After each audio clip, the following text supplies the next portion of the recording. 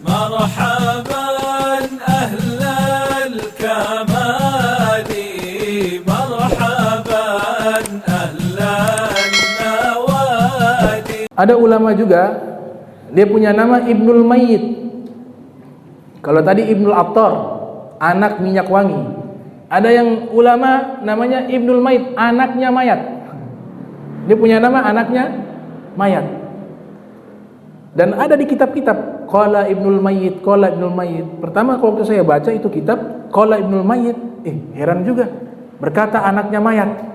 Ternyata punya sejarah luar biasa. Beliau punya ayah ini mujahid, suka jihad fisabilillah, suka berperang di jalan Allah Subhanahu wa taala. Satu kali istrinya sedang hamil.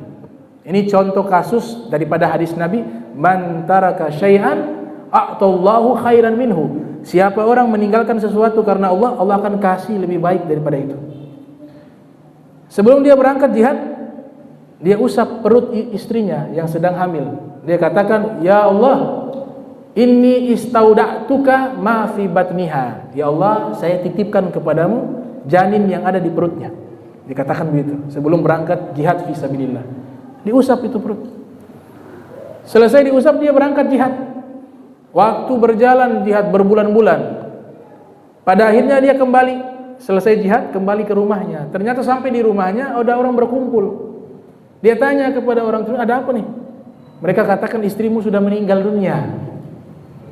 Istrimu sudah meninggal dunia. Kapan? Barusan. Ini sudah selesai dikubur.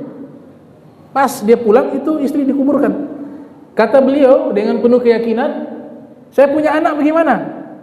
Mereka bilang meninggal dalam keadaan hamil. "Tidak, anak saya masih hidup. Anak saya masih hidup. Ayo kita gali lagi kuburan." Makanya dalam ilmu fikih itu boleh menggali kuburan yang jika ada wanita hamil meninggal dan diperkirakan mungkin janin bisa lahir dan hidup, maka boleh dibongkar kuburannya. Walil mar'ati idza dufina ma'aha janinuha wa amkanat hayatuhu. Itu dalam kitab fikih mengatakan demikian. Ditanya, "Kenapa engkau yakin anak masih hidup?" Dia bilang, "Sebelum saya berangkat, saya menitipkan anak saya kepada Allah.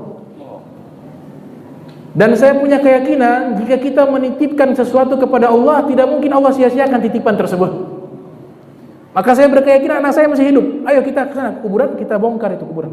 Datang ke kuburan, dibongkar itu kuburan. Dibongkar sampai akhirnya dapat itu bayi sudah terlahir dalam keadaan sedang menyusui kepada ASI ibunya. Ini kisah nyata. Ulamanya namanya Ibnu Mayyit. Akhirnya bayi itu diangkat, masih hidup sehat walafiat, dan dinamakan Ibnul Mayyit karena terlahir dari mayat. Itu. Dan tertulis dalam kitab-kitab para ulama Ibnu Mayyit. Lihat mereka mendapatkan kemuliaan yang luar biasa dari Allah Subhanahu wa taala.